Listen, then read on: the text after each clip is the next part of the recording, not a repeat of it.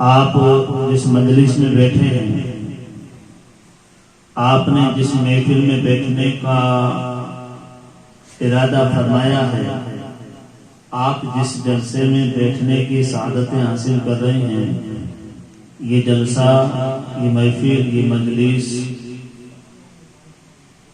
اگرچہ شکرانے کے طور پر سجائی گئی ہے، یعنی کہ اللہ کا شکر ادا کرنا، میرے مولا تیرا کروڑوں احسان کہ تو نے مجھے اس لائق اور مجھے ایسا سمجھا کہ تو نے تیرا گھر اور تیرے محبوب کے در کی حاضری نصیب فرمائی۔ صاحب خانہ نے اس مقصد کے لیے اس محفل کو سجایا ہے، گویا اس محفل کی نسبت ہے اللہ کے گھر اور رسول اللہ کے در کی حاضری دے کر کے واپس آنے پر جو شکر ادا کیا جاتا ہے، شکرانے کے طور پر ادا کیا جاتا ہے۔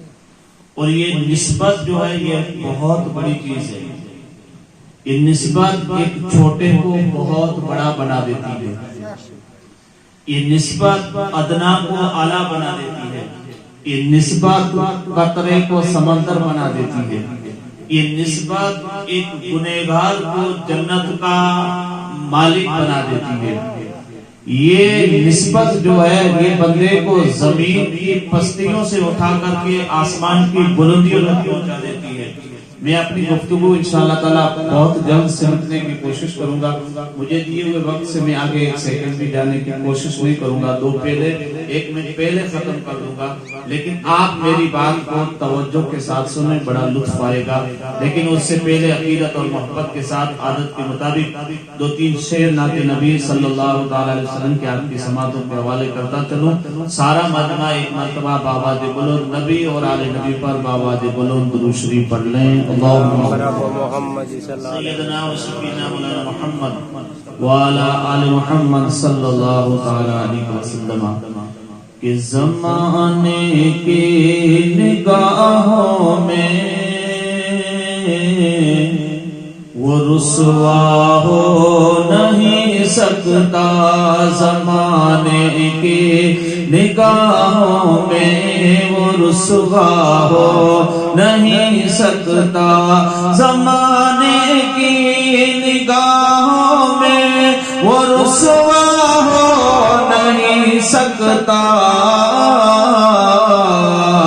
نبی کر دے جسے اونچا وہ نیچا ہو نہیں سکتا، نبی کر دے جسے اونچا وہ نیچا ہو نہیں سکتا، کہ رسول پاک کو ہم نے خدا کا نور مانا ہے، رسول پاک کو ہم نے خدا کا نور مانا ہے،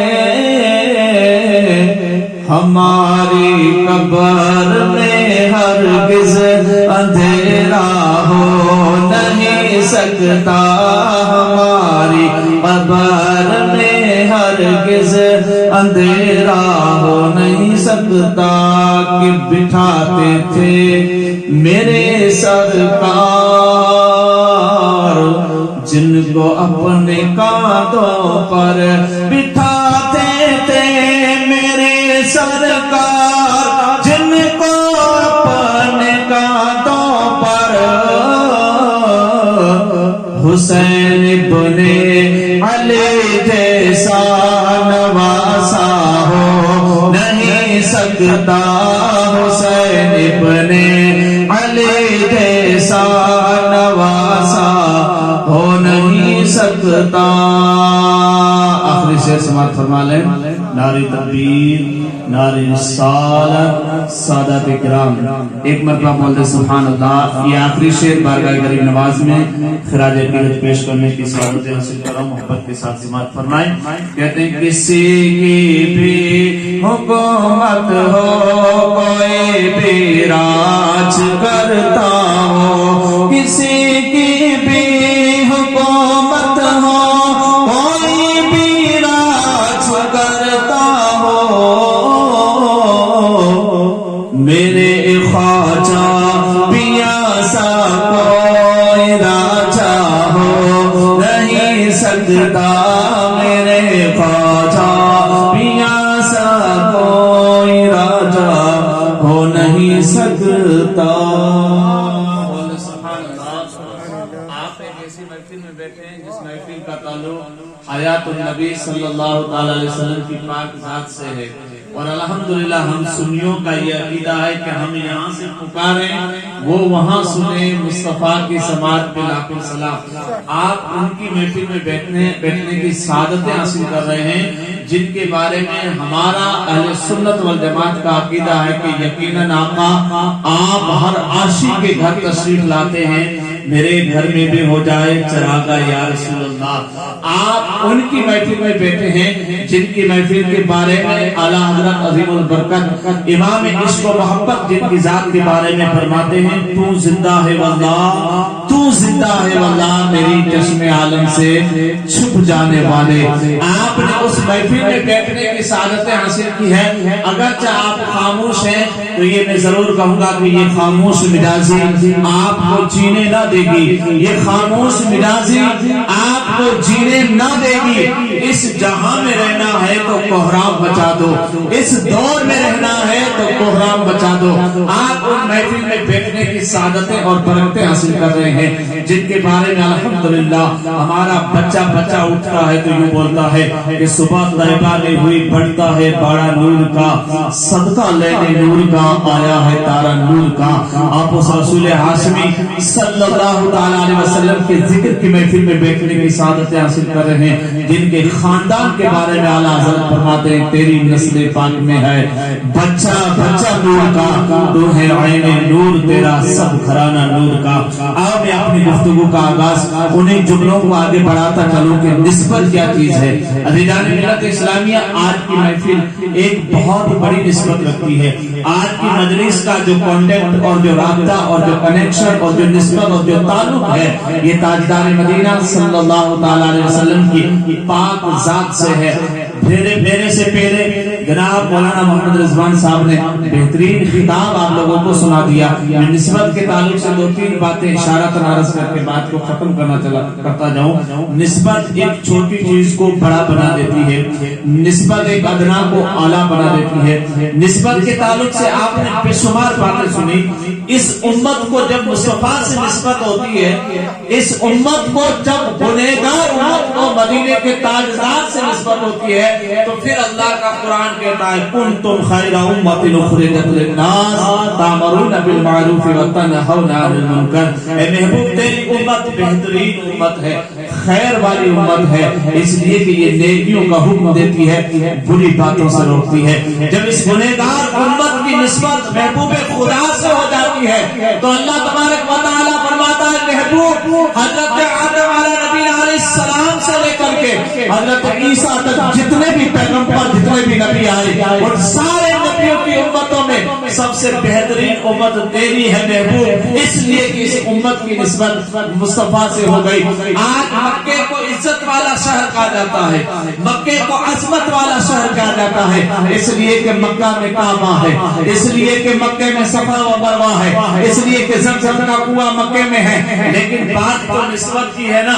جب مصطفیٰ کریم صلی اللہ تعالی علیہ وسلم مکہ معظمہ میں جب آپ کی ولادت ہوئی تو اللہ کا قرآن کہتا لا اقسم بہذا البلد وانت حل بہذا البلد، محبوب اس شہر کی قسم جس شہر میں آپ تشریف لائے ہیں۔ یعنی نسبت ایک چھوٹے کو کتنا بلند و بالا کرتی جا رہی ہے۔ بے شک مکہ عظمت والا شہر ہے اس لیے کہ وہاں خدا کا گھر ہے، لیکن مجھ سے پہلے آپ نے اعلیٰ حضرت کا شعر سنا کہ حاجیوں آؤ شہنشاہ کا روزہ دیکھو، کعبہ تو دیکھ چکے ہو، کعبے کا کعبہ دیکھو۔ ہم نے پڑھا ہے، بزرگوں سے سنا ہے، ہم نے روایتوں میں بھی سنا، پڑھا اور سنا کہ جب میرے اور آپ کے نبی پیدا ہوئے تو کعبہ آمینہ کے گھر کی طرف جھکا ہوا تھا، اس لیے کہ کعبہ بھی جانتا ہے کہ آج بتوں سے پاک کرنے والا پیغمبر اس دنیا میں تشریف لا چکا ہے۔ میں بات نسبت کی کر رہا ہوں، جہاں جہاں نسبت ہو جاتی ہے کسی چھوٹی چیز کی اللہ اسے بڑی بنا دیتا ہے۔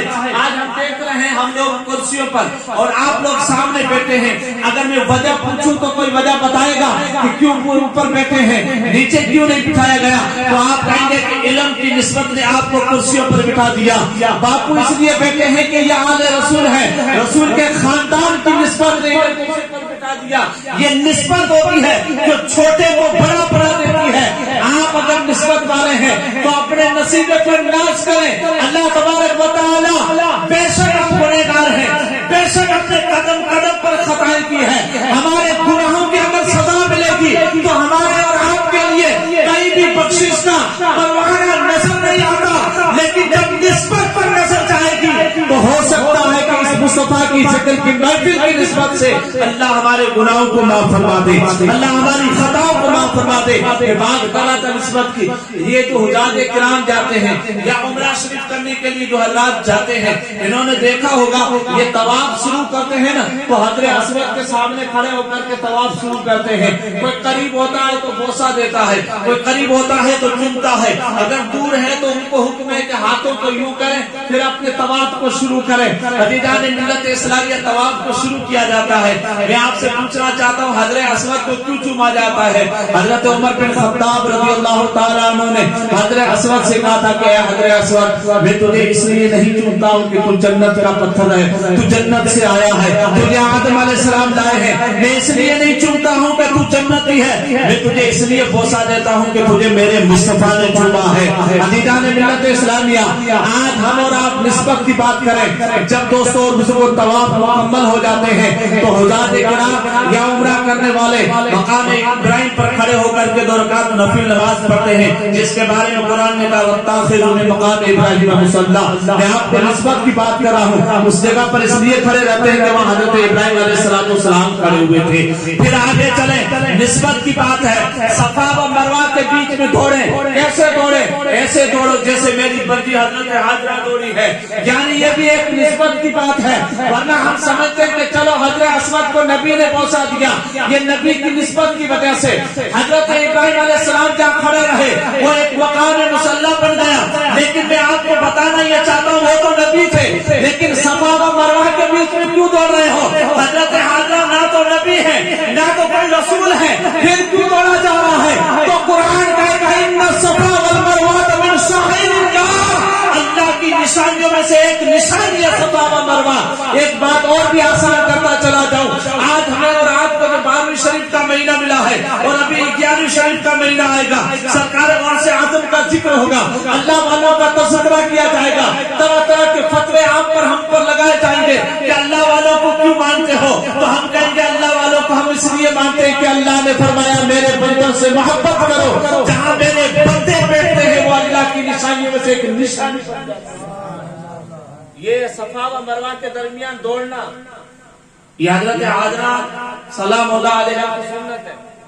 अब मैं आपसे पूछना चाहता हूँ हजरत हाजरा कौन है? नबी तो है नहीं, औरत कोई नबी बनी ही नहीं, रसूल नहीं है, फिर के वो अल्लाह की वली है, अल्लाह की महबूब बंदी है, अल्लाह की वली है। तो क्या पता चला कि अल्लाह के वली जहाँ बैठते हैं वो अल्लाह की निशानियों में से एक निशानी, जहाँ दौड़े वो अल्लाह ने फरमा दिया ये मेरी निशानियों में से एक निशानी है। कौन? सफा व मरवा, दोनों पहाड़ियों का नाम है। उसके बीच में ये उम्रा करने वाले और हुजात किराम हज करने वाले दौड़ा करते हैं। निस्बत की बात आ गई, अल्लाहु अकबर। एक बात अर्ज करके गुफ्तगू इशारा से खत्म करना चाहता हूँ। मेरे नबी सल्लल्लाहु अलैहि वसल्लम 12 रबीउल अव्वल को पैदा हुए, बोले सुभान अल्लाह। 53 साल तक आप मक्का मुअज़्ज़मा में रहे, 40 साल के बाद में आपने नबूवत का ऐलान फरमाया और नबूवत का ऐलान के बाद में फिर आपने 13 साल तक आप मक्का में रहे, फिर आपने हिजरत फरमाई। बात निस्बत की, हिजरत फरमाई, बड़े मशहूर वाक़यात आप लोगों ने समाज किए और निस्बत ही की तो बात है ना। मेरे नबी सल्लल्लाहु अलैहि वसल्लम ने फरमाया कि जब तुम्हारी नजर काबे पे पड़े जो दुआ मांगोगे अल्लाह कबूल फरमाएगा।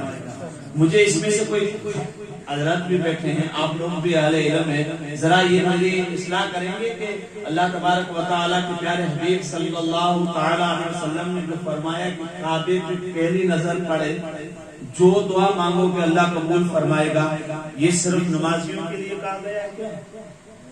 صرف عالم دین کے لیے کہا گیا ہے کیا؟ یہ کسی خاص خاندان کے لیے کہا گیا ہے کیا؟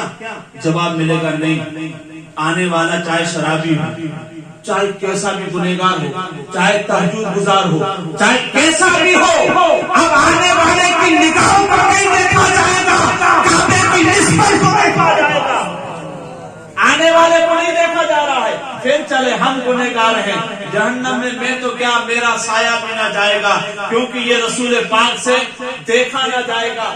اب یہاں ابھی حضرت نے فرمایا کہ رسول اعظم صلی اللہ تعالی علیہ وسلم نے فرمایا کہ جس نے میری قبر کی زیارت کی، جس نے میرے روزے کی زیارت کی، جس نے میرے مدینے میں آ کر کے میری ایمان اور محبت سے جس نے میری زیارت کی، تربت انور کی، قبر انور کی، روزے مبارک کی، گنبد خضراء کا ہے.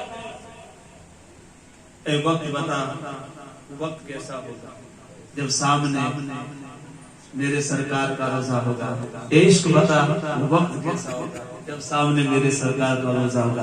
جس کی بھی نظر پڑی اس پر میری شفاعت واجب ہو گئی. اس میں بھی کوئی خاص ہے مخصوص؟ ہاں، خاص صرف وہ ہے کیا؟ محبت اور ایمان. یہ چیز تو ہر جگہ خاص ہے. یہ تو اگر سجدے میں جاؤ گے یہ خاص نہیں ہے تو سجدے بھی قبول نہیں کیے جائیں گے. لیکن بات نسبت کی ہے. میں عرض یہ کر رہا ہوں کہ میرے نبی نے 40 سال کے بعد نبوت کا اعلان فرمایا اور پھر آپ 53 سال تک مکہ معظمہ میں رہے. بات میں نسبت کی کرنے جا رہا ہوں، صرف اشارہ کر ایک جملہ دے کر کے بات کو ختم کر رہا ہوں. انشاءاللہ تعالیٰ رہی زندگی وفا نے ساتھ دیا تو کبھی اس کے آگے نسبت کے تعلق سے بات کروں گا. لیکن عرض یہ کرنا چاہتا ہوں، میرے نبی صلی اللہ تعالی علیہ وسلم کی ولادت سے پہلے مدینہ المنورہ میں میرے نبی کے لیے گھر بنایا تھا ایک بادشاہ نے. آقا تشریف نہیں لائے تھے اس سے پہلے، اور بنایا تھا اس نیت سے اس مکان میں تم رہو گے لیکن تم ایک کرایہ دار ہو اور تم چند دنوں کے لیے ہو، لیکن یہ جو میں بنا رہا ہوں یہ آخری نبی کے لیے بنا رہا ہوں. اور پھر خط بھی لکھا بادشاہ نے اور دیا بھی کہ تو مر جائے تو تیرے بیٹے کو دینا، تو مر جائے تو تیرے اس کے بیٹے کو دینا. یعنی نسلن بعد نسلن یہ خط مصطفیٰ تک پہنچنا چاہیے، آخری نبی تک پہنچنا چاہیے. 1000 سال پہلے کی بات. میرے نبی صلی اللہ تعالی علیہ وسلم مدینہ المنورہ میں تشریف لائے. بات نسبت کی جملہ دے کر کے ختم کر رہا ہوں. حضور صدر کائنات صلی اللہ تعالی علیہ وسلم جب مکہ معظمہ سے مدینہ المنورہ تشریف لے گئے، چھوٹی چھوٹی بچیوں نے آگے بڑھ کر کے طلع البدر علینا کے نعرے لگائے اور استقبال فرمایا. میرے نبی صلی اللہ تعالی علیہ وسلم کو اپنے گھر کو لے جانے کے لیے ہر ایک بے چین تھا، یہاں تک کہ جب پتا چلا کہ کل مصطفیٰ تشریف لانے والے ہیں، آخری نبی مدینہ المنورہ میں آنے والے ہیں. لیکن میرے نبی صلی اللہ تعالی علیہ وسلم کی آمد سے پہلے مدینے کو مدینہ نہیں کہا جاتا تھا، یثرب کہا جاتا تھا. بیماریوں کا گھر، بلاؤں کا گھر. یہ یثرب ایک شخص کا نام تھا، یعنی وہ بیماریوں کا گھر، بیماریوں کا شہر تھا. کون؟ مدینہ. لیکن مصطفیٰ کریم صلی اللہ تعالی علیہ وسلم کے مقدس قدم لگے. اب آواز آتی ہے اب اسے یثرب مت کہنا، اب کیا کریں؟ اب اسے مدینہ المنورہ کہنا. اب اس کی مٹی میں بھی اللہ نے شفا رکھی ہے، اس کے ذرے ذرے میں اللہ نے شفا رکھی ہے. اب مدینے کی فضائیں بھی بڑی خوبصورت لگتی ہے. اور جو عاشق تھے، ایک دور تھا جو میں اکثر جملہ دیا کرتا ہوں کہ کوئی مدینہ جانے کے لیے تیار نہیں تھا، لیکن ایک وقت آیا میرے مصطفیٰ جب تشریف لائے تو اب کوئی آنے کے لیے تیار نہیں ہے. آپ میں سے کوئی ہے تو مدینہ جا کر کے واپس بھارت آنے کی تمنا کرتا ہو؟ میں تو کہتا ہوں وہ تمنا اگر آنے کی کرتا ہے تو وہ پھر اپنے ایمان کو جھنجھوڑے. یہ کیسا دیوانہ ہے نبی کے شہر کو. بہرحال ہماری اور آپ کی مجبوری ہے. یہ جملہ جو میں دے رہا ہوں وہ ہے کہ جب رسول اکرم صلی اللہ علیہ وسلم تشریف لائے، ہر ایک نے کہا یا رسول اللہ میرے گھر میں تشریف لائے. حضرت ابو ایوب انصاری رضی اللہ تعالی عنہ رات کو بے چین دل رات تھے. آج رسول ہاشمی صلی اللہ تعالی علیہ وسلم آ رہے ہیں، نہ جانے ہم غریبوں کے گھر پہ کب آئیں گے. لیکن انہیں پتا نہیں تھا کہ یہ وہ نبی ہیں جو غریبوں کو سہارا دینے والے نبی ہیں، غریبوں کے چارہ بن کر کے آنے والے نبی ہیں. بہرحال ہر ایک نے اپنی اپنی طرح سے دعوتیں پیش کی. میرے آقا صلی اللہ علیہ وسلم نے دیکھا دیوانوں کا ہجوم زیادہ ہے, ہر ایک کی تمنا ہے کہ میرے گھر پہ جائے. میرے آقا نے فرمایا اے لوگوں, میں کسی کا دل توڑنے کے لیے نہیں آیا ہوں, میں لوگوں کے دلوں کو توڑنے کے لیے آیا ہوں. میں اپنا فیصلہ اپنی اٹھنے پر چھوڑ دیتا ہوں. میرا گفتگو کا آخری جملہ میرے مصطفیٰ نے فرمایا میں اپنا فیصلہ اپنے جانور اپنی سواری پر چھوڑ دیتا ہوں, میں اپنا فیصلہ اپنی اونٹنی پر چھوڑ دیتا ہوں. جس کے گھر پر اونٹنی جا کر کے کھڑی رہے گی اسی کے گھر پر میرا قیام رہے گا. قربان جائیں قسمت پر حضرت ابو ایوب انصاری رضی اللہ تعالیٰ عنہ کی پاک ذات پر کہ آپ صلی اللہ تعالیٰ علیہ وسلم کی مقدس جس پر سوار تھے وہ سواری وہ اونٹنی حضرت ابو ایوب انصاری کے گھر پر جا کر کے رکی, اس لیے کہ یہ وہ مکان تھا جو مصطفیٰ کے لیے بنایا گیا تھا. جسے چاہا در پہ بلا لیا, جسے چاہا اپنا بنا لیا. یہ بڑے کرم کے ہیں فیصلے, یہ بڑے نصیب کی باتیں. وآخر دعوانا الحمدللہ رب العالمین.